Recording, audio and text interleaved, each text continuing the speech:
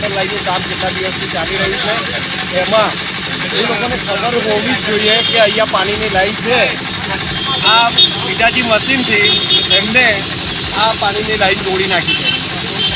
ત્યાં આગળ કોઈ સુપરવાઇઝર નથી, કોઈ છે નહીં અહીંયા.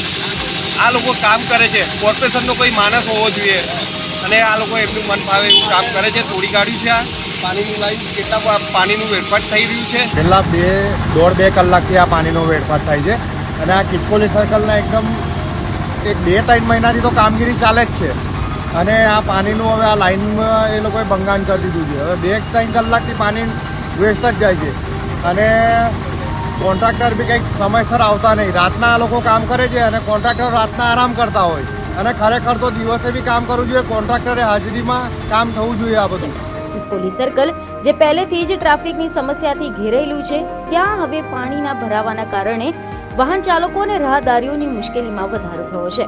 લોકોનો સવાલ એક જ છે કે વેરો અમે ભરીએ છીએ અને સુવિધાના બદલે વેડફાટ કેમ?